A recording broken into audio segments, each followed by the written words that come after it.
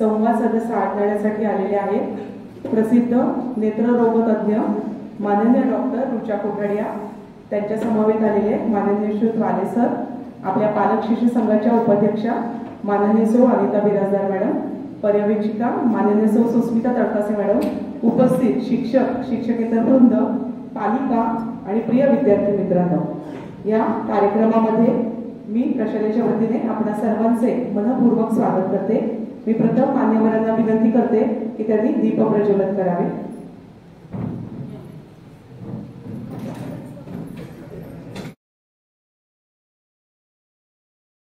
मुलांनो, आपण आतापर्यंत आपल्या आरोग्यावर अनेक व्याख्याने ऐकलेली आहेत। आरोग्यम धनसंपदा असं आपण म्हटलेलं आहे आणि ते आरोग्य, ते सुआरोग्य कसं प्राप्त होईल यासाठी व्यायाम, योगा, ध्यान यांच्याबरोबरच चांगला आहार कसा घ्यायचा याची पण व्याख्यान आपण ऐकलेली आहे। आपल्या शरीरातला सर्वात महत्त्वाचा भाग तो म्हणजे आपला डोळा, ज्यामुळे आपण ही सगळी सुंदर सजीव अशी सृष्टी पाहू शकतो। तर डोळा हा आपला अत्यंत महत्त्वाचा भाग आहे आणि त्यामुळे डोळ्याची निगा राखणं हे तेवढंच गरजेचं आहे। आपल्याला आपल्या सायन्समध्ये पण वेगवेगळ्या ऑर्गन्सचा जेव्हा अभ्यास असतो तेव्हा डोळ्याचाही अभ्यास आहे। त्यामुळे डोळ्यामध्ये कुठले पार्ट्स असतात, त्या पार्ट्सचं फंक्शनिंग काय आहे आणि डोळ्याचे आजार कुठले आहेत, तर याची आपल्याला त्याच्यात माहिती दिलेली आहे। तर ती शास्त्रशुद्ध पद्धतीने आपल्याला यासाठी माहिती देण्याकरता आलेल्या आहेत डॉक्टर रुचा कोठाडिया, यांची मी आपल्याला थोडक्यात ओळख करून देते।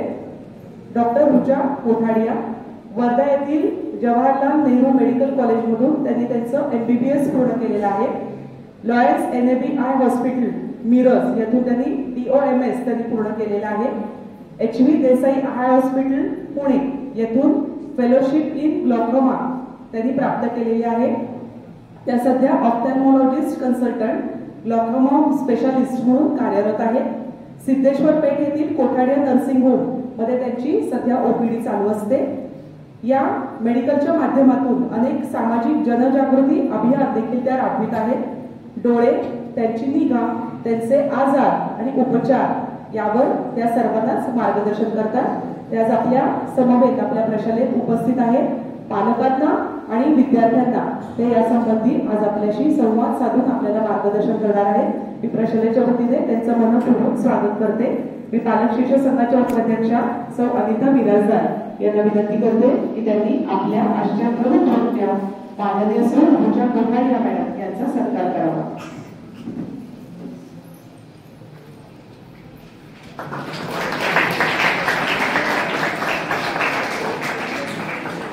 धन्यवाद मॅडम। यानंतर मी डॉक्टर रुचा यांना विनंती करते की त्यांनी आमच्या सर्वांशी संवाद साधावा आणि त्यातून आमच्या विद्यार्थ्यांना देखील मार्गदर्शन करावं।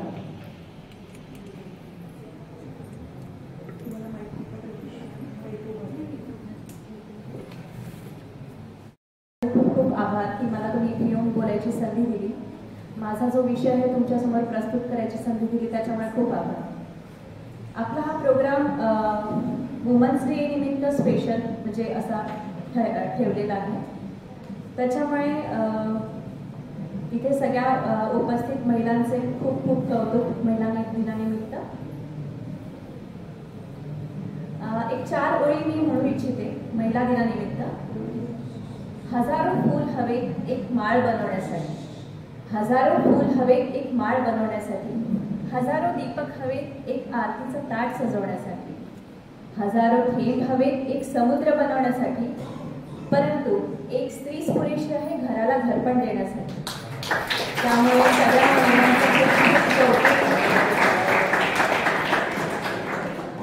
आज आपण जर कॉमन आय डिसीजेस डिस्कस करणार आहोत, जे की आपल्या दैनंदिन जीवनात आपण समोर जातो, फेस करतो, तर आपल्याला त्याविषयी काही माहिती जाणून घ्यायचं गरजेचं आहे। त्याच्यामुळे आपण हे प्रेझेंटेशन बनवलंय।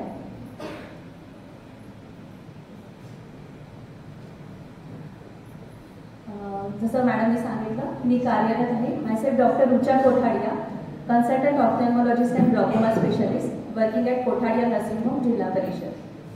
Today we are going to discuss some common eye diseases which one must aware of. There are many common I diseases. डोळ्याचे बरेच आजार आहेत, पण त्याच्यापैकी काही जे कॉमन आजार आहेत ते आज आपण डिस्कस करणार आहोत.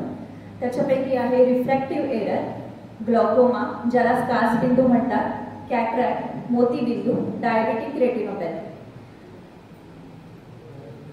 रिफ्रॅक्टिव्ह एरर, आता नाव बघून हे मोठं वाटतं रिफ्रॅक्टिव्ह एरर आहे, पण रिफ्रॅक्टिव्ह एरर मेन म्हणजे काय, आपल्याला जो चष्मा लागतो तो त्या प्रकारचा आजार, तो हा आजार आहे रिफ्रॅक्टिव्ह एरर. रिफ्रॅक्टिव्ह एरर आता या डायग्राममध्ये तुम्हाला दिसेल. पहिली जी इमेज आहे नॉर्मल विजन, त्याच्यात आपला डोळा नॉर्मल आहे, नॉर्मल साईज आहे, सर्व नॉर्मल. त्याच्यामुळे ज्या वस्तूची इमेज आपल्याला दिसते ती बरोबर रेटिनावर पडते आणि त्याच्यामुळे आपल्याला पुढची वस्तू दिसू शकते. दुसरी इमेज मायोपिया. मायोपिया हा एक रिफ्रॅक्टिव्ह एरर आहे. त्याच्यात काय होतं, आपल्या डोळ्याचा जो साईज आहे तो लांबुळका होतो, म्हणजे अँटेरो पोस्टेरियर डायमीटर जे म्हणतात डोळ्याचं ते वाढलं जातं. त्याच्यामुळे जी इमेज आहे, जी इमेज वस्तूची आहे ती रेटिनावर पडण्याच्या ऐवजी ती पुढे पडते, त्याच्यामुळे आपल्याला गोष्टी अस्पष्ट दिसतात. तिसरा आहे हायपरोपिया और हायपरमेट्रोपिया, ज्याच्यात डोळ्याचा हा साईज जो आहे तो नॉर्मल पेक्षा छोटा आहे. त्याच्यामुळे वस्तूची जी इमेज आहे ती डोळ्याच्या बाहेर, रेटिनाच्या बाहेर, हा आपला रेटिना आहे त्याच्या बाहेर पडते, त्याच्यामुळे आपल्याला वस्तू अस्पष्ट दिसतात. थर्ड जी आहे अस्टिग्मॅटिझम, हा पण एक रिफ्रॅक्टिव्ह एरर आहे. त्याच्यात काय होतं, आपल्या डोळ्याचे वेगवेगळे रिफ्रॅक्टिव्ह पॉवर असतात, रिफ्रॅक्टिव्ह इंडेक्सेस असतात, जसं कॉर्नियाचा वेगळा, डोळ्यातल्या लेन्सच्या वेगळा. त्याच्यामुळे आपली जर नॉर्मल असेल तर डोळ्यात आपल्याला सगळं व्यवस्थित दिसतं, पण ती वेगळी असेल तर त्या वस्तूची इमेज वेगवेगळ्या ठिकाणी डेव्हलप होते, त्याच्यामुळे जी दिसणारी वस्तू आहे ती आपल्याला अस्पष्ट दिसते. तर असे हे 3 कॉमन रिफ्रॅक्टिव्ह एरर्स आहेत. चौथा पण आहे जो की 40 नंतर डेव्हलप होतो, loss of near vision with increasing age. जसं आता 40 आली म्हटल्यानंतर आपल्याला आता जवळचा नंबर लागणार, तर तोच हा प्रकार आहे प्रिस्बायोपिया नावाचा. त्याच्यात आपल्याला जवळचा नंबर लागू शकतो. सिम्पटम्स काय आहे, आपण कसं ओळखायचं की आपल्याला काहीतरी आपल्या डोळ्यात डिफेक्ट आहे किंवा चष्मा लागू शकतो आपल्याला. तर आपल्याला ब्लड विजन, अंधुक दिसणार आपल्याला, आय स्ट्रेन, डोळ्यावर ताण येणार, डबल विजन, 2 गोष्टी दिसू लागणार डोळ्याला, हेडेक हे मेन कारण आहे चष्म्याचं, पण इतर गोष्टी पण असतात, पण चष्मा पण डोकेदुखीचं कारण असू शकतं. आता हायपरमेट्रोपिया हा जो रिफ्रॅक्टिव्ह एरर आपण आधी बघितला आहे की ज्याच्या डोळ्याचा साईज छोटा असतो, तर ते लोक कंप्लेंट करतात की मला लांबचं चांगलं दिसतंय, जवळचं कमी दिसतं. अशा लोकांना आपण प्लस ग्लासेस देतो, प्लस नंबरचे ग्लासेस देतो आणि त्यांचा रिफ्रॅक्टिव्ह एरर करेक्ट करतो. दुसरा जो आहे मायोपिया, त्याच्यात लोकांना जवळचं चांगलं दिसतं, दूरचं कमी दिसतं. त्या अशा लोकांना आपण, अशा पेशंट्सला आपण मायनस ग्लासेस प्रिस्क्राइब करतो आणि त्याचा रिफ्रॅक्टिव्ह एरर करेक्ट करतो. तर बाकीचे पण हे जे सिम्पटम्स आहे हे पण आपण लक्षात घ्यायला हवे की आपल्याला काहीतरी डोळ्याला प्रॉब्लेम होतो आहे, समजा आपल्याला असं होते तर. रिस्क फॅक्टर्स, कोणाला हा रिफ्रॅक्टिव्ह एरर होऊ शकतो, सगळ्याच ग्रुपला, कुठल्याही एज ग्रुपला होऊ शकतो.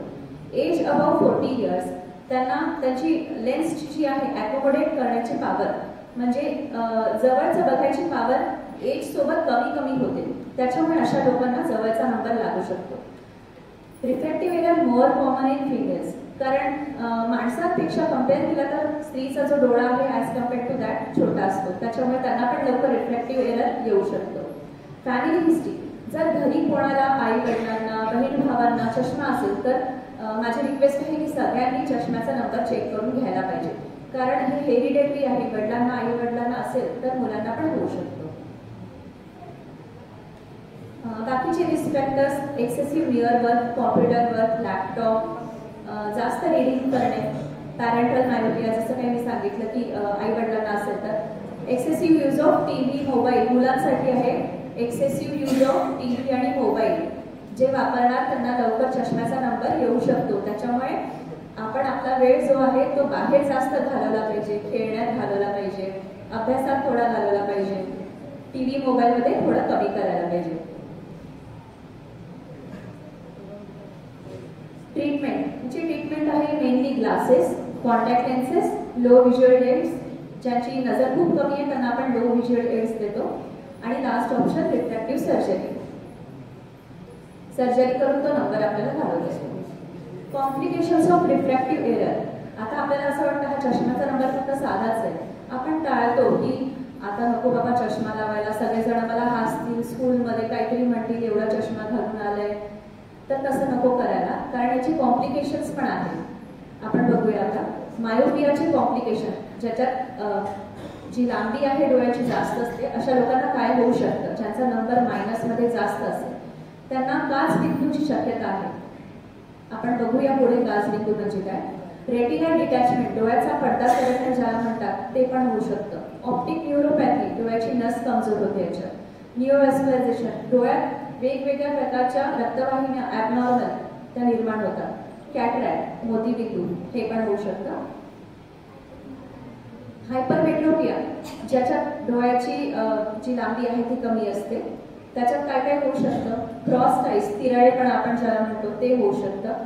रेड्यूस क्वालिटी ऑफ लाईफ, आपण व्यवस्थित बघू नाही शकत, त्याच्यामुळे आपली क्वालिटी ऑफ लाईफ जगायची कमी होते. आय स्ट्रेन, डोळ्यावर ताण येऊ शकतो. इम्पेअर्ड safety of your on and others, जसं की ड्रायव्हिंग करताना मला सगळं दिसतंय म्हणून आपण जाणार ड्रायव्हिंग करायला, पण पुढच्याचं पण आपण आयुष्य धोक्यात घालतोय हे पण आपल्याला लक्षात घ्यायला हवं. आता अशा लोकांनी काय अवॉइड केलं पाहिजे ज्यांना असा त्रास होतोय. Readymade I spectacles without I checkup should be avoided. आता चष्म्याच्या दुकानात मला नंबर लागलाय, आता द्या बघू कसा दिसतोय, 1-2 लावून बघायचे, सूट झाला तोच वापरायचा, तर प्लीज असं करू नका, कारण त्याच्यामुळे होणारे पण बरेच कॉम्प्लिकेशन आहेत. त्याच्यामुळे काय होऊ शकतं, डोके दुखू शकतं, हेडेक, फेंटिंग सेन्सेशन, चक्कर येऊ शकतं, तुम्हाला कमी दिसू शकतं, बरेच प्रॉब्लेम्स वाढू शकतात. आता तुम्हाला त्रास झाल्यावर काय करायला पाहिजे. Decrease screen time, follow 20-20-20 rule.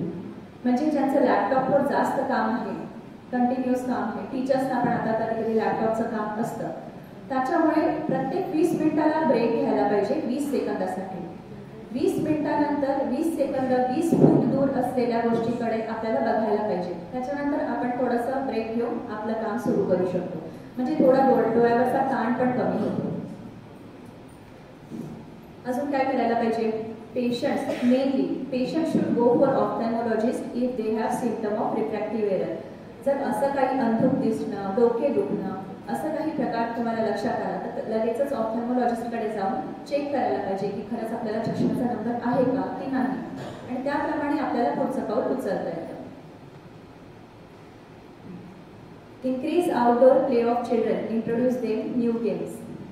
आता सगळ्या मुलांनी मुलींनी बाहेर जाऊन जास्त खेळायला पाहिजे, आउटडोअर गेम्स जास्त वेळ घालवायला पाहिजे. ते माहिती आहे की आता अभ्यासामुळे मोबाईलचा वापर जास्त आहे, स्क्रीनचा टाइम जास्त आहे, पण तरी पण त्यातल्या त्यात तेवढं अवॉइड करून जेवढा अभ्यास आहे तेवढं करून आपण बाहेर जास्त वेळ दिला पाहिजे मैदानावर. आणि last, don't be shy to wear glasses. हे मुलांना मुलींसाठी आवश्यक आहे. कोणी आपल्याला चिडवेल म्हणून आपण आपल्याकडे दुर्लक्ष करू नये. आपल्याला जो त्रास आहे तो डॉक्टरांना सांगितला पाहिजे. काळजी काय घ्यायला पाहिजे. Introduce healthy fruits and food in the diet. वेगवेगळ्या प्रकारचे वेगवेगळ्या सीझनचे सगळे फ्रूट्स तुम्ही खायला पाहिजे. ज्या ज्या सीझनमध्ये अवेलेबल असतात फ्रूट्स ते नक्की घ्या. हिरव्या पालेभाज्या, कॅरेट्स, ब्रोकोली, आल्मंड, हे सगळं, अंडी, मांस जे खात असतील, फिश, त्यांनी हे आहारामध्ये ठेवले पाहिजे. दुसरा जो आजार आहे तो आहे मोतीबिंदू, कॅटरॅक्ट. हा मेनली एज रिलेटेड असतो, पण बाकीच्या गोष्टींमुळे पण हा आजार होऊ शकतो. मोतीबिंदू हा सगळ्यांना माहितीच असेल, कॅटरॅक्ट ज्याला म्हणतात. बघूया आता त्याच्याबद्दल. मेनली कॅटरॅक्ट म्हणजे काय. It is the opacification of the lens capsule. आता हा आपला डोळा आहे मेन. ही जी मधली आहे ती आपली नॅचरल लेन्स आहे. ती आता आपल्याला कशी दिसते, ट्रान्सपरंट दिसते, म्हणजे पांढरी वगैरे अशी काही दिसत नाही. पण मोतीबिंदूमध्ये काय होतं, ही जी नॅचरल लेन्स आहे ती पांढरी होते, धुसर होते. त्याच्यामुळे जे रेज येतात ते लेन्समधून पास होऊ शकत नाही किंवा वेगवेगळ्या डायरेक्शननी पास होतात. त्याच्यामुळे आपल्याला कमी दिसतं. physical or chemical factor which disturbs intra and extra cellular equilibrium of water and electrolytes of lens fibers leads to opacification. म्हणजे डोळ्यात काही पण केमिकलचा इक्विलिब्रियम चेंज झाला तर डोळ्याचा धुसरपणा येऊ शकतो, मोतीबिंदू होऊ शकतो. Process of cataract formation, hydration, either पाणी जमा होणे लेन्समध्ये, डिनॅचरेशन ऑफ प्रोटीन्स म्हणजे प्रोटीनचा ब्रेकडाऊन होणे, स्क्लेरोसिस म्हणजे लेन्समधलं पाणी जाऊन तो एकदम कडक होतो, अशा प्रकारचा भाग आहे. अशा 3 प्रकारे कॅटरॅक्ट फॉर्मेशनची प्रोसेस असते. रिस्क फॅक्टर्स, आता हे मेन कोणाकोणाला होऊ शकतं. इन्क्रीजिंग एज, आता फक्त आपल्याला हा एक पॉईंट माहिती की वय जसं वाढतंय तसं आपल्याला मोतीबिंदू होणार, पण बाकीच्या पण गोष्टी आपण त्यांना लक्षात घ्यायला पाहिजे. Long term use of corticosteroids. Corticosteroids काय आहे? हे एक प्रकारचं मेडिसिन आहे. बाकीच्या वेगवेगळ्या आजारांसाठी हे जास्त प्रमाणात यूज होतं. त्याच्यामुळे या मेडिसिनवर असणाऱ्या व्यक्तींना जास्त लक्ष द्यायला पाहिजे की आपल्याला मोतीबिंदू तर नाही ना, त्यामुळे त्यांनी ऑफ्थॅल्मॉलॉजिस्टकडून चेकअप रेग्युलरली करायला हवं. आर्थरायटिसच्या पेशंटमध्ये पण कॉर्टिकोस्टिरॉइड्स नावाचा जो ड्रग आहे मेनली ट्रीटमेंटसाठी देतात, त्याच्यामुळे त्यांनी पण हा लक्षात घ्यायला हवा. Exposure to UV light, ultraviolet light, vitamin A, C, E deficiency, smoking, diabetes. Different cataract in different condition. Diabetic पेशंटमध्ये आपल्याला स्नोफ्लेक कॅटरॅक्ट दिसून येतो. Christmas tree cataract, myotonic dystrophy, muscle डिसऑर्डरमध्ये आपल्याला असा कॅटरॅक्ट दिसून येतो. रोझेट कॅटरॅक्ट म्हणजे ट्रॉमा, डोळ्याला काही मार लागल्यानंतर, ब्लड ट्रॉमा लागल्यानंतर आपल्याला असा कॅटरॅक्ट होऊ शकतो कुठल्याही एजमध्ये. सिम्पटम्स काय आहे याचे? ब्लरी विजन, फ्रिक्वेंट, ब्लरी म्हणजे अंधुक दिसणे, फ्रिक्वेंट चेंज ऑफ ग्लासेस. असे पेशंट्स कंप्लेंट करतात की माझा सारखा नंबर चेंज होतोय, मला दिसतच नाहीये, किती पण माझे चष्मे बदलले तरी पण मला दिसत नाहीये. युनिऑक्युलर पॉलिओपिया म्हणजे एकाच डोळ्यातून आपल्याला 3-4 इमेजेस दिसणार. डिक्रीज कॉन्ट्रास्ट सेन्सिटिव्हिटी म्हणजे कलर कॉन्ट्रास्ट जो आहे तो आपल्याला फिका दिसणार. कलर्ड हॅलो अराउंड लाईट, लाईटच्या भोवती इंद्रधनुष्याची किनार दिसणे. इंद्रधनुष्यात जसे कलर्स असतात तसे त्या प्रकारचे कलर्स आपल्याला त्या लाईट भोवती दिसतात.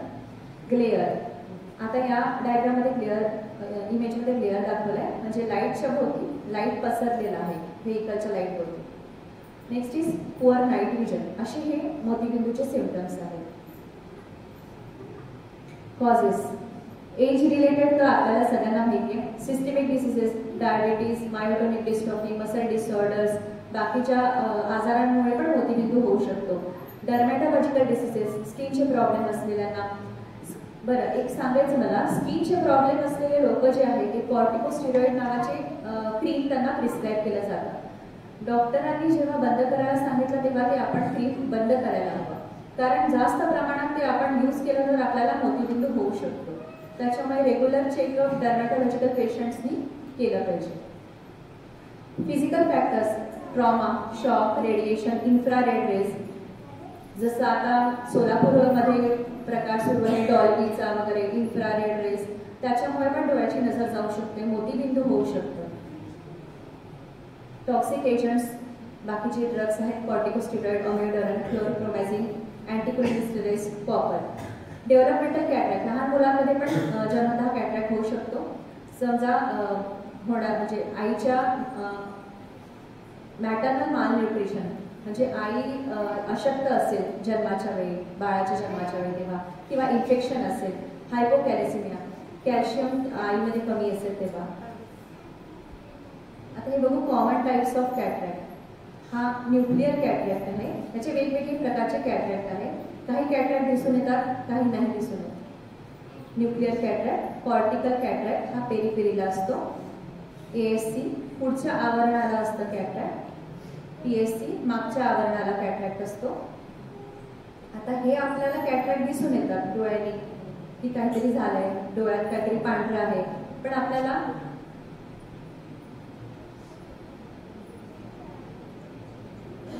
असे कॅटरॅक्ट दिसून येण्यासाठी ऑप्थॅल्मॉलॉजिस्टकडे जायला पाहिजे. हा कॅटरॅक्ट मॅच्युअर कॅटरॅक्ट म्हणतात त्याला. त्याला हायपर मॅच्युअर कॅटरॅक्ट आणि posterior polar cataract.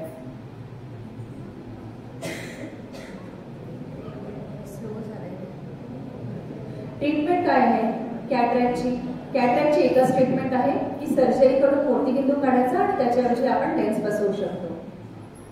Means regarding cataract. आता कॅटरॅक्टच्या बाबतीत गैरसमजुती काय आहेत? Cataract can be क्युअर्ड with eye drops. बऱ्याच लोकांच्या गैरसमजुती असतात की ड्रॉप्स टाकल्याने कॅटरॅक्ट डिझॉल्व्ह होऊन जातो, कॅटरॅक्ट निघून जातो. तसं नाहीये. कॅटरॅक्ट वेळेप्रमाणे वाढतच असतो, हळूहळू एज प्रमाणे वाढत असतो. Cataract is reversible. एकदा कॅटरॅक्ट झाला तर परत आपल्याला कॅटरॅक्ट नाही होणार असं नाही. म्हणजे काहीतरी उपचार करून परत आपल्याला नॉर्मल डोळे येईल असं नाहीये. Only older people develop cataract. वय जास्त असलेल्यांनाच कॅटरॅक्ट होईल असं नाहीये, कोणालाही कॅटरॅक्ट होऊ शकतो. Cataract must be right before it is remove. Cataract जो मोतीबिंदू आहे तो पिकलाच पाहिजे ऑपरेशन करण्यासाठी असं पण नाहीये. जर आपल्याला दैनंदिन जीवनात काही अडचणी येत असतील, काम करायला कमी दिसत असेल, करता नसेल, तर आपण कॅटरॅक्टचं पण ऑपरेशन असेल तर करून घेऊ शकतो. Close work can worsen the cataract. जवळचं काम केल्यामुळे कॅटरॅक्ट होईल मला असं पण नाहीये. आता हा नेक्स्ट आजार आहे, हा खूप मेन आजार आहे. हा ओळखायला नाहीये. आता या डोळ्यामध्ये तुम्हाला काही दिसतंय का की नॉर्मल दिसतोय? नॉर्मल आहे. हा डोळा नॉर्मल आहे, पण याच्या मागे काय असू शकतं? काचबिंदू, ग्लॉकोमा. हा सगळ्यात भयंकर डिसीज असं म्हणू शकतो, कारण हा डिटेक्ट होऊ शकत नाही. It is a leading cause of blindness. It is a very hidden and silent disease. डोळ्यामध्ये तो शांतपणे आपल्याला डोळ्याला इजा करण्याचं काम सुरू असतो, करत असतो. सिम्पटम्स काय आहे त्याचे? डोळा लाल होणे, उलटीसारखं वाटणे, मळमळ होणे, मॉर्निंग हेडेक होणे, आयब्रो पेन, डोळ्यातून पाणी येणे, डोळे दुखणे आणि कमी दिसणे, हे याचे सिम्पटम्स आहेत. आता आपल्या डोळ्याने काही अंतरावर आपल्याला दिसू शकतात. प्रत्येक डोळ्याची विजन ही वेगळी आहे. राईटची वेगळी आहे, लेफ्टची वेगळी आहे. तर आपली जी मीडियल साईडची विजन आहे ती नाकामुळे अडते, त्याच्यामुळे अराउंड 60 डिग्री आपल्याला दिसतं. वर आपल्याला आयब्रोमुळे थोडं कमी दिसतं. टेम्पोरल विजन आपली चांगली आहे, कारण त्या बाजूला काही पण ऑब्स्टेकल नाही. आणि खाली फेशियल बोनमुळे विजन कमी असते. डिग्रीजमध्ये आहे ही vision. 60 degree upper, 60 degree nasal, 75 degree lower and 100 degree temporal. आता मी याच्यासाठी सांगते आहे की ग्लॉकोमामध्ये विजन कशी डिफेक्ट होते ते सांगते. आता ही आपली नॉर्मल विजन आहे. अर्ली ग्लॉकोमा म्हणजे अर्ली काचबिंदूची स्टार्ट झाल्यावर पेरिफेरीला असा विजन लॉस होऊ शकतो, काळपटपणा येऊ शकतो. ते पेशंटच्या लक्षात येत नाही. आणि सगळ्यात लास्ट स्टेजमध्ये पूर्ण पेरिफेरीची विजन जाऊन फक्त सेंट्रल विजन तेवढी राहते. पण पेशंटला जेव्हा कळतं की आपल्याला आता त्रास होतो आहे, हे त्याला ॲडव्हान्स स्टेजमध्ये कळतं, पण तोपर्यंत खूप उशीर झाला असतो, कारण त्याची जी गेलेली नजर आहे ती परत आणता येत नाही. त्याला फक्त सेंट्रल विजनच राहते. त्याच्यामुळे अर्ली डिटेक्शन खूप गरजेचं आहे काचबिंदूचे. आता अॅनाटॉमी ऑफ आय बघूया आपण. त्याच्यावरून काचबिंदू कसा होतो ते सांगूया.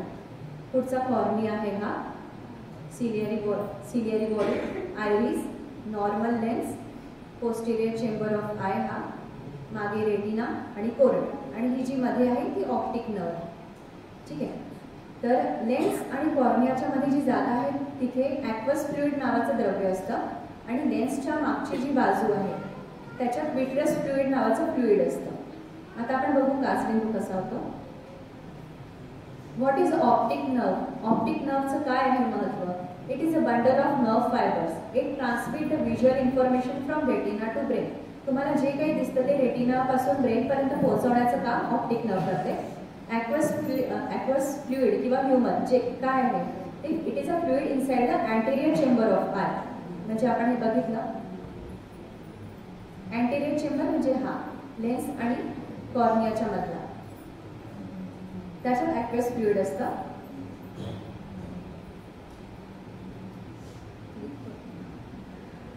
आयोपी. What is IOP? Intraocular pressure म्हणजे डोळ्याचं pressure. Force exerted by the aqueous humour on the internal area of the eye. Aqueous ह्युमरमुळे जो काही डोळ्यावर प्रेशर येतं ते आपल्या डोळ्याचं प्रेशर असतं. नॉर्मली काय होतं, डोळ्याचं जे फ्लुइड आहे अँटेरियर चेंबर, ॲक्वस फ्लुइड इथे जे असतं ते सिलियरी बॉडी, ही सिलियरी बॉडी आहे तिथून प्रोड्यूस होतं आणि पुढच्या चेंबरमध्ये जाऊन ते इथून डोळ्याच्या मार्गे बाहेर पडतं. म्हणजे ज्या प्रकारे ते डेव्हलप होतं तसा त्याचा ड्रेनेजचा मार्ग म्हणजे बाहेर पडण्याचा मार्ग पण आहे. त्याच्यामुळे त्याचा बॅलन्स जो आहे तो मेंटेन आहे. जास्त प्रमाणात पण डेव्हलप होत नाही, कमी प्रमाणात पण नाही, ते मेंटेन असतं. What is glaucoma? It is the optic nerve damage due to the increase in the intraocular pressure resulting in permanent loss of vision if not treated early. जे काही आपल्या डोळ्याचं प्रेशर वाढतंय त्याच्यामुळे ऑप्टिक नर्वला इजा होऊन जी आपली नजर जाते त्याला ग्लॉकोमा म्हणतात. Normal intraocular pressure is 10 to 21 mm of Hg. आता IOP कसं डिटरमाइन होतं? It is determined by the rate of aqueous production. Increase IOP डोळ्याचं प्रेशर कसं वाढू शकतं? एक तर डोळ्यातलं जे ॲक्वस फ्लुइड आहे त्याचं प्रोडक्शन जास्त झालं तर, किंवा ॲक्वस फ्लुइडचा बाहेर जाण्याचा मार्ग बंद झाला तर. या दोन प्रकारे काचबिंदूचं डेव्हलपमेंट होऊ शकतं. आता बघा याच्यात डायग्राममध्ये दाखवलंय. इथे ॲक्वस फ्लुइड आहे, त्याचं प्रेशर वाढलंय, प्रोडक्शन वाढलंय किंवा त्याचं बाहेर जाण्याचा मार्ग बंद झाला तर ते प्रेशर देतं लेन्सवर, त्याच्यानंतर विट्रसवर, मग रेटिनावर आणि हळूहळू ऑप्टिक नर्ववर इजा करायला सुरुवात करतो. Factors affecting IOP. IOP कोणामध्ये वाढू शकतं? डोळ्याचं प्रेशर कोणामध्ये वाढू शकतं? एज जास्त असल्यावर. फिमेल्समध्ये जास्त चान्सेस आहे काचबिंदू होण्याचे. त्याच्यानंतर आफ्रिकन लोकांमध्ये. हेरिडेटरी, समजा घरी कोणाला काचबिंदू असेल तर त्यांच्या मुलांना पण 9 पट चान्सेस आहे काचबिंदू होण्याचे. डायऑर्नल व्हेरिएशन म्हणजे दिवस ज्याच्याप्रमाणे दिवसाचा जो वेळ आहे त्याच्याप्रमाणे IOP हे व्हेरिएबल असतं डोळ्याचं प्रेशर. ब्लड प्रेशर, ज्यांना ब्लड प्रेशरचा त्रास आहे त्यांना पण IOP त्यांचं वाढू शकतं. ओबेसिटी, काही मेडिकेशन सुरू असेल तर कॉर्टिकोस्टेरॉइड्स वगैरे. हॉर्मोनल पण आहे, it is related to hormones also. Refractive error असलेल्या लोकांना पण काचबिंदू होऊ शकतो. डोळ्यात काही इन्फ्लेमेशन असेल, आर्थरायटिस ज्यांना असतं त्यांना डोळ्यात इन्फ्लेमेशन पण असतं तर त्यांनी पण ही काचबिंदूची काळजी घ्यायला हवी. आणि कुठली पण डोळ्याची सर्जरी म्हणजे रेटिनाची सर्जरी, विट्रसची सर्जरी, मोतीबिंदूची सर्जरी अशा झालेल्या लोकांना पण काचबिंदू होऊ शकतो. पॅथोफिजिओलॉजी काय आहे, कसा होतो? रेटिनाचे जे सेल्स असतात, गॅंग्लियॉन सेल, त्यांची डेथ होते. त्याच्यानंतर रेटिनल नर्व फायबरमध्ये चेंजेस होतात. त्याचा परिणाम ऑप्टिक नर्व हेडच्या चेंजेसवर होतो. म्हणजे ऑप्टिक जी नर्व आहे ती डॅमेज होते. त्याच्यानंतर व्हिज्युअल फील्ड डिफेक्ट्स असतात सुरू होतात. Types of glaucoma. Primary open angle glaucoma, angle closure glaucoma, childhood glaucoma, secondary glaucoma असे हे 4 प्रकार आहेत काचबिंदूचे. Clinical presentation. Open angle glaucoma. It has a slow progression, visual field changes, optic disc changes. Its detection is difficult, needs screening. हा जो आहे open angle glaucoma हा पेशंटला लवकर कळत नाही, त्याच्यामुळे स्क्रीनिंग करूनच याचं डिटेक्शन करावं लागतं. कारण याचे सिम्पटम्स पेशंटला कळत नाही. आता या डायग्राममध्ये बघूया. हा आपला नॉर्मल डोळा आहे, हा प्रेशर वाढलेला डोळा आहे. आता इकडे येऊया. राईट साईडला एक्स्ट्रीम लेफ्ट जी आहे फिगर, ही ऑप्टिक नर्व आहे आपली. त्याच्या आतमध्ये जे पांढरं दिसतंय ते ऑप्टिक कप आहे. आता या फिगरकडे येऊया. ही ऑप्टिक डिस्क, त्याचा नॉर्मल साईज आहे. पण काय झालंय, हे आतला जो कप आहे त्याचा साईज वाढला आहे, कारण काचबिंदूमुळे, प्रेशरमुळे त्याचा साईज वाढलाय. आता इकडे येऊया.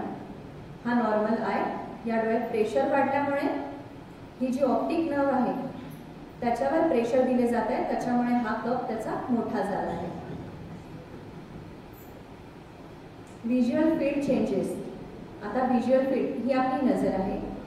काचबिंदूमुळे डोळ्याची जी नजर आहे ती हळूहळू कमी होते. कुठल्या वेगवेगळ्या पार्ट्समध्ये, कुठल्या डायरेक्शनमध्ये ती डिफेक्ट होते. आता फर्स्ट फिगरमध्ये स्टार्ट झाला आहे. हळूहळू हे काळे काळे डिफेक्ट वाढत आहेत आणि लास्ट स्टेजमध्ये पूर्ण वाढले आहेत आणि आपल्याला फक्त मधलीच नजर आहे.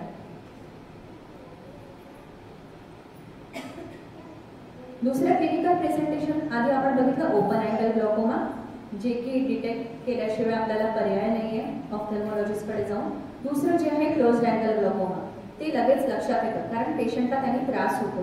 काय त्रास होतो? ब्लड, हेझी विजन, हॅलोज म्हणजे लाईट भोवती इंद्रधनुष्याचे रंग दिसणार, डोकं दुखणार, nausea, vomiting during acute episode. याचे ॲक्यूट एपिसोड झाले की पेशंटला त्रास होणार, डोळा लाल होणार, डोळा दुखणार, त्याच्यामुळे त्याला इमिजिएट ट्रीटमेंट आवश्यक असते, नाही तर डोळा फुटू पण शकतो. आता हे क्लोज्ड अँगलचं ग्लॉकोमाचं सांगितलेलं आहे. फर्स्ट फिगर ही नॉर्मल आहे, हे पण नॉर्मल आहे. दुसरी ही ॲबनॉर्मल आहे, क्लोज्ड अँगल. क्लोज्ड अँगल म्हणजे काय? आता इथून ॲक्वस फ्लुइड सिलिअरी बॉडीमधून प्रोड्यूस झालं आहे, ते आता पुढे जातं हे आपल्याला कळतं.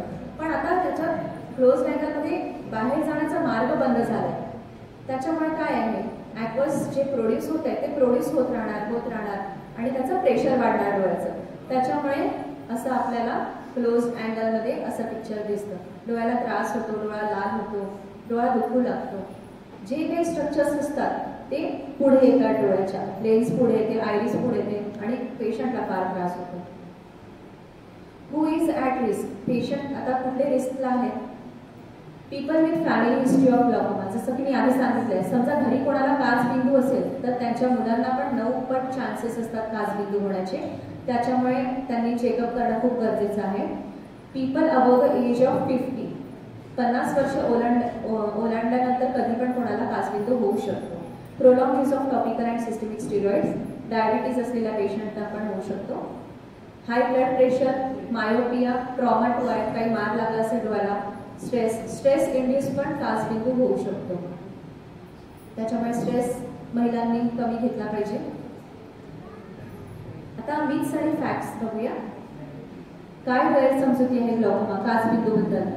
Glaucoma can affect only old people. असं नाही आहे की ग्लॉकोमा फक्त एज झालेल्या माणसांना त्रास होतो. जन्म झालेल्या बाळाला पण काचबिंदू होऊ शकतो, मिडल एजमध्ये पण होऊ शकतो, ओल्ड एजमध्ये पण होऊ शकतो, कोणालाही होऊ शकतो. If you have no problem regarding vision you won't develop glaucoma. समजा तुम्हाला काही सगळं व्यवस्थित दिसतंय तर तुम्हाला काचबिंदू नाही आहे, तर असं नाही आहे, कारण ते सिम्पटम दाखवतच नाही. त्याच्यामुळे त्याचं डिटेक्शन करणं गरजेचं आहे. Glaucoma occurs only if you have increased I pressure. समजा तुमचं डोळ्याचं प्रेशर वाढलं असेल तरच तुम्हाला काचबिंदू होणार, तर असं नाही. काही व्हेरियंट्स आहेत ग्लॉकोमाचे की ज्याच्यात प्रेशर नॉर्मल असतं पण डोळ्याला काचबिंदू असतो. If no one in the family has glaucoma so I can develop glaucoma. माझ्या घरी कोणाला काचबिंदू नाहीये तर मला काचबिंदू होणार नाही, असं नाहीये. Patients to be screen for glaucoma age above 40, 40च्या वर सगळ्यांनी आपल्या डोळ्याचं चेकअप केलं पाहिजे, पूर्ण चेकअप केलं पाहिजे. Patients with headache should not be neglected. ज्यांना डोकं दुखतं कंटिन्युअस त्यांनी पण चेकअप केलं पाहिजे. Family history of glaucoma. Patients with high myopia, ज्यांना खूप जाड भिंगाचा चष्मा आहे त्यांनी केलं पाहिजे. Patients who are operated for retinal surgery, डोळ्याच्या मागच्या पडद्याची सर्जरी झाली आहे त्यांनी चेकअप केलं पाहिजे. Children with decrease vision to be screen. ज्या मुलांची नजर कमी आहे त्यांचं पण पूर्ण स्क्रीनिंग झालं पाहिजे. Children with big and hazy cornea. ज्या मुलांचे जन्मतः डोळे असे हेझी किंवा ब्लूइश आहेत त्यांचं चेकअप केलं पाहिजे. How to detect this disease. हा कशा प्रकारे ओळखला जाऊ शकतो? Go to the ophthalmologist for detection. Detection can be done only through the eye screening in most of the cases. Comprehensive dilated eye examination except angle closure glaucoma. आपण आधी बघितलंय closed angle glaucoma, ज्याला angle closure glaucoma म्हणतात, ज्याच्यात पेशंटला त्रास होतो. अशा पेशंटला आपण डायलेट करत नाही, डायलेट म्हणजे ड्रॉप्स टाकून डायलेटेड एक्झामिनेशन करत नाही. इन्व्हेस्टिगेशन्स, आय प्रेशर चेकअप, डोळ्याचं प्रेशर चेक करणे. Early detection of vision loss by visual field test which is called as perimetry. ही एक विशिष्ट प्रकारची टेस्ट आहे ज्याने पेशंटला जरी कळत नसेल तरी या टेस्टमुळे डोळ्याला किती डिफेक्ट झाला आहे ते या टेस्टमधून कळून येतं. कॉर्निया थिकनेस, बुबुळाची जी जाडी आहे डोळ्याच्या ते ते पण चेक करायला हवी. ONH OCT जे optic nerve head ocular coherence tomography ही एक प्रकारची टेस्ट आहे ग्लॉकोमाची. डायग्नोसिस ऑफ ग्लॉकोमा कसं करतात? अप्लिकेशन ऑफ टोनोमेट्री, याने डोळ्याचं प्रेशर चेक करतात या इन्स्ट्रुमेंटनी. पेरिमेट्री जे आपण आधी बघितलं व्हिज्युअल फील्ड चेंजेस, हळूहळू काळपटपणा डोळ्यात येतो, तो कसा डिटेक्ट करायचा? तर या टेस्टने.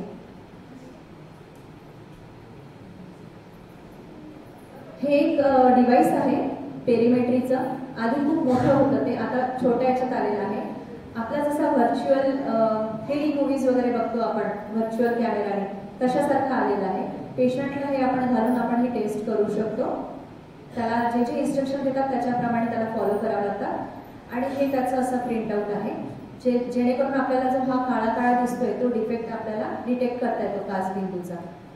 ही टेस्ट करणं आता खूप सोपं झालंय. आधी या टेस्ट करण्यासाठी पेशंटला 1-1 तास मोठं मशीन असायचं, त्याच्यात डोकं घालून बसावं लागायचं.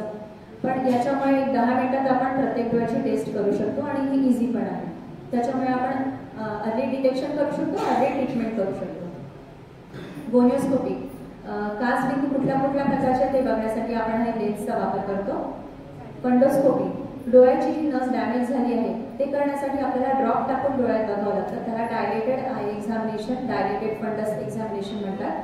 त्याच्यात आपण ऑप्टिक नर्व चेक करतो. काचबिंदूची ही आहे ही या साईडची आहे आणि दुसरी आहे ही नॉर्मल आहे. ट्रीटमेंट काय आहे? अँटी ग्लॉकोमा ड्रग्स, टॉपिकल और ओरल रूट, लेझर ट्रीटमेंट आहे आणि सर्जरी लास्ट जी आहे ती सर्जिकल ट्रीटमेंट आहे. मेडिकल गोल काय आहे आपला? To decrease the further visual loss by decreasing the IOP to a level at which no optic nerve damage occurs. म्हणजे आपल्याला डोळ्याचं प्रेशर अशा प्रकारे कमी करायचं आहे की आपल्याला डोळ्याच्या आत जी ऑप्टिक नर्व आहे त्याला इजा नाही झाली पाहिजे. अशा प्रकारे आपण औषधं वगैरे देऊन ते आय प्रेशर कमी करायचा प्रयत्न करतो. Glaucoma patient must do things. Glaucoma पेशंटने काय काय केलं पाहिजे? Patient adherence to the treatment and thorough follow up. पेशंटचा खूप महत्त्वाचा रोल आहे याच्यात, कारण काचबिंदूची ट्रीटमेंट एकदा सुरू झाली की ती लाईफ लॉंग असते. ड्रॉपच्याच द्वारे असते पण ती लाईफ लॉंग घ्यावं लागते. Patient with open angle glaucoma undergo frequent dilated eye examination as advised by ophthalmologist. आता हा आपल्याला नॉर्मल डोळा दिसतोय तर आपण ड्रॉप टाकून त्याला मोठा करतो आणि त्याच्यामध्ये आपल्याला अशी इमेज दिसते. रेटिना, याला पूर्ण रेटिना म्हणतात, मॅक्युला आणि ही ऑप्टिक नर्व आहे. त्याच्यामुळे आपण ग्लॉकोमाचं डिटेक्शन करू शकतो. As anti-glaucoma drugs take at least 3 weeks to control IOP, so patience is needed by the patient for the treatment. Patient should learn proper installation of eye drops in eye by an ophthalmologist. ज्यांना काचबिंदू असेल त्यांनी proper डोळ्यात औषध टाकायचं method डॉक्टरांकडून शिकून घ्यायला पाहिजे. कसं करायचं, 30 सेकंद डोळे बंद करायचे, सगळं त्यांच्याकडून इन्स्ट्रक्शन्स घेतले पाहिजे.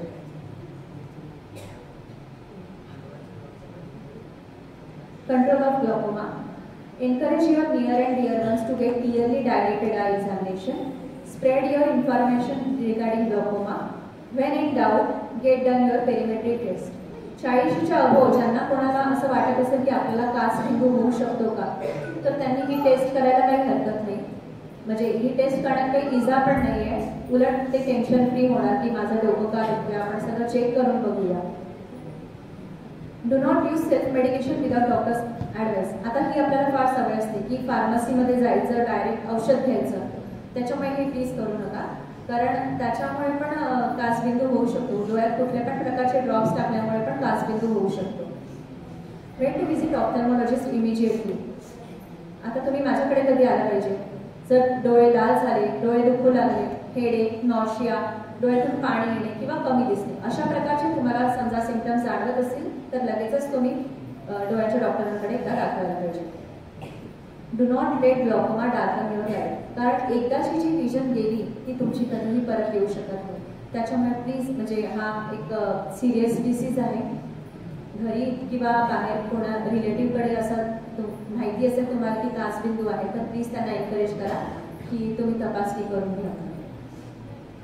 Diabetic retinopathy. आता हा डायबेटिक रेटिनोपॅथी हा डिसीज मेनली डायबिटीजमध्ये होतो. तर बघूया त्याच्या डोळ्यावर काय परिणाम होतो. It affects the small blood vessels of retina leading to leak and bleed. डायबिटीजमध्ये जे आहे रक्तवाहिन्यांचा लीक सुरू होतो, म्हणजे त्याच्यातून ब्लड सुरू होतं आणि त्याचा परिणाम म्हणजे डोळ्यात पण दिसून येतो. ज्या छोट्या छोट्या रक्तवाहिनी असतात त्या ब्लीड करायला सुरुवात होतात आणि रक्तस्राव डोळ्यात होऊ शकतो. रिस्क फॅक्टर्स काय आहे? Age above the 55 years, increase with duration of diabetes. जसं जसं डायबिटीजचं ड्युरेशन वाढतं, म्हणजे 5 वर्ष झालेल्या डायबिटीजच्या पेशंटला आणि 10 वर्ष झालेल्या डायबिटीज पेशंटला, तर जो ज्याला 10 वर्ष झाले आहे तो जास्त रिस्कला आहे डायबेटिक रेटिनोपॅथी व्हायला. सिम्पटम्स काय असू शकतात? Blur vision. आता आपण सगळीकडेच बघितलं, ब्लर विजन सगळीकडेच आहे, म्हणजे सगळ्यांना अंधुक दिसत आहे. त्याच्यामुळे कुठलाही अंधुकपणा डोळ्याचा असेल तर नक्कीच चेक करून घ्यायला पाहिजे. Difficulty to see in low light, glare, difficulty in reading, हा मेनली रिडिंगला इफेक्ट करतो डायबेटिक रेटिनोपॅथी असलेल्या पेशंटला. कॉम्प्लिकेशन्स ऑफ डायबेटिक रेटिनोपॅथी, त्याचे कॉम्प्लिकेशन्स पण भयंकर आहेत. विट्रस हिमरेज, डोळ्यात रक्तस्त्राव सुरू होऊ शकतो. रेटिनल डिटॅचमेंट, डोळ्याचा जो पडदा आहे तो निसटू शकतो. एकदा डोळ्याचा पडदा निसटला की विजनला बराच प्रॉब्लेम होतो. आधीची जी विजन आहे ती आपल्याला परत तेवढी येत नाही आणि बरेच कॉम्प्लिकेशन होतात. आणि लास्ट आहे ब्लाइंड आय, डोळा जाऊ शकतो. Treatment, early detection and timely laser treatment, लवकर डिटेक्ट झाल्यानंतर लेझर ट्रीटमेंट घेतली तर आपल्याला हा आजार लवकर थांबवता येतो. Control of blood sugar level, blood pressure and cholesterol, रक्तातली जी शुगर लेवल आहे ती कंट्रोल ठेवायला हवी. ब्लड प्रेशर आणि cholesterol level. Means regarding diabetic retinopathy, समजा माझी ब्लड शुगर नॉर्मल असेल तर माझे डोळे नॉर्मल आहेत असं सगळ्यांची गैरसमजुती असते, पण तसं नाही आहे. ज्यांना डायबिटीज आहे त्यांनी नक्की डोळे चेक करून घ्यायला हवे. There are no effects of diabetes on eye, डायबिटीजमुळे डोळ्यावर 100% परिणाम होतात. End stage of diabetic retinopathy is reversible, काचबिंदू सारखंच डायबेटिक रेटिनोपॅथीमुळे झालेला डोळ्यावर जो आहे परिणाम तो परत म्हणजे जी नजर गेली आहे ती परत येत नाही. 8 tips of I health, regular I checkup, proper lighting, अभ्यास करताना अंधारात करू नये, मोबाईल बघताना अंधारात बघू नका, लाईट लावा मग बघा, ब्लिंक फ्रिक्वेंटली, कुठलेही काम करताना मध्ये मध्ये डोळ्याच्या पापण्यांची हालचाल करा, wear sunglasses on sunny day, उन्हात जाताना गॉगलचा वगैरे वापर करा, डिस्टन्स ॲडजस्टमेंट, म्हणजे लॅपटॉपवर वगैरे काम करताना अगदीच जवळ जाणे असं करू नका. थोडंसं डिस्टन्स आपल्या आय लेवलला मेंटेन करायला पाहिजे. त्याच्यानंतर I exercising, normal I exercise माहिती असते तुम्हाला, ते मी दाखवते. ईट हेल्दी फूड, चांगलं निरोगी खायला पाहिजे. वर खाली इकडे इकडे आणि या साईडला असं 6 दिशेमध्ये आपण बघायला पाहिजे एका वेळेस. म्हणजे दोन्ही डोळ्यांचं करायचं, वर बघायचं, खाली बघायचं, परत मध्ये, मग तिकडे या साईडला, परत मध्ये, मग तिकडे, मग या साईडला आणि या साईडला खाली, असं 6 डायरेक्शनमध्ये 2-3 वेळा केला तरी बस होईल. आणि मेनली एक्सरसाइज पण आहे, पण मेनली आपल्याला आपल्या आहार पद्धती बदलावं लागतील. जे निरोगी आहे ते खायला पाहिजे. पिझ्झा, जंक फूड, बाकी सगळं थोडं कमी करायला पाहिजे. खायला पाहिजे पण लिमिटेड. मेनली फ्रूट्स, आता उन्हाळ्याचे दिवस आहेत, फ्रूट्स, भाजी, हिरव्या पालेभाज्या सगळं व्यवस्थित खायला पाहिजे. आणि पाणी भरपूर प्यायला पाहिजे, मेनली पाणी. अजून हां, आता उन्हाळ्यात जळजळ होते डोळ्याची म्हणजे काय आहे, म्हणजे तुम्हाला डोळ्याचा कोरडेपणा आहे. तर तुम्हाला एक तर मी आता सांगितल्याप्रमाणे पाणी, लिंबू सरबत पण घ्यायला पाहिजे, पाणी पण घ्यायला पाहिजे. जो आपला इलेक्ट्रोलाइट इम्बॅलन्स होतो शरीरातला तो मेंटेन करायला पाहिजे. असं काही वाटलं तर लिंबू सरबत घेतलं काही हरकत नाही आहे. आणि फारच प्रॉब्लेम आला तर मग जे लुब्रिकेटिंग आय ड्रॉप्स असतात ऑफ्थल्मॉलॉजिस्ट सजेस्ट करतात ते तुम्ही रुटीनली यूज करायला पाहिजे. आणि काय काकडी टोमॅटोचे काप ठेवतात, हां, त्यांनी डोळे शांत राहतात, पण परत दिवस उजाडला की सुरूच होतं आपलं ते. त्यात हां, योग्य आहे, काही प्रॉब्लेम नाही. त्याच्यामुळे डार्क सर्कल वगैरे पण आपले कमी होऊ शकतात. आणि तसं काही प्रॉब्लेम वाटला तर लुब्रिकेटिंग आय ड्रॉप्स म्हणून आहे ते यूज करू शकता तुम्ही. पण डोळा लाल झाल्यावर मात्र ते ड्रॉप्स नाही यूज करायला पाहिजे, त्याच्यासाठी वेगळे ड्रॉप्स असतात, हे रेग्युलर यूज करण्यासाठी. आणि म्हणून मला असं म्हणायचं वाटते, प्रत्येक नारीला तिच्या कर्तृत्वाला, तिच्या नेतृत्वाला, तिच्या सहनशक्तीला, तिच्या त्यागाला, तिच्या प्रेमाला माझा सलाम. आज जवळजवळ 1 तासभर डॉक्टर उषा कोठारी मॅडम यांनी आपल्याशी संवाद साधला आणि या संवादातून अगदी सोप्या भाषेतून त्यांनी काचबिंदू, मोतीबिंदू कसा होतो व त्याच्याबद्दल आपण उपचार कसा घ्यावा किंवा काळजी कशी घ्यावी, तसंच मोबाईल, लॅपटॉप हे वापरताना कशा पद्धतीनं आपण त्याचा वापर करावा याबद्दल खूप छानशी माहिती दिली.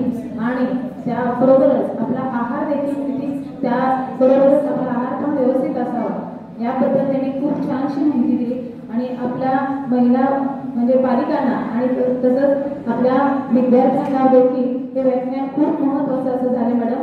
आणि या कार्यक्रमात उपस्थित म्हणून प्रमुख पाहुणे डॉक्टर रुचा कोठाडे मॅडम यांनी वेळात वेळ काढून आपल्याला वेळ दिला, त्यामुळे त्यांचे आभार मानते. तसेच सतत आपल्या पाठीशी असणारे व मार्गदर्शन करणारे आपले शाळा समितीचे अध्यक्ष माननीय श्रीयुत राजेश पटवर्धन यांचे आभार. तसेच आपल्या उपक्रमशील आणि सतत कर्तृत्व असं गाजवणाऱ्या आपल्या मुख्याध्यापिका माननीय सौभाग्यवती श्रुती पाकेवाडी मॅडम यांचे आभार. आणि तसेच पर्यवेक्षिका मॅडम सौभाग्यवती सुष्मिता तडकासे मॅडम यांचे आभार. आणि पालक शिक्षक संघाच्या उपाध्यक्षा सौभाग्यवती अनिता बिराजदार मॅडम या देखील कार्यक्रमात सतत उपस्थित असतात, त्यांचेही आभार. आणि महत्त्वाचं म्हणजे पालिका या कार्यक्रमात उपस्थित राहिल्या, त्यांचे मनःपूर्वक आभार. आणि विद्यार्थ्यांनी या कार्यक्रमात खूपच चांगला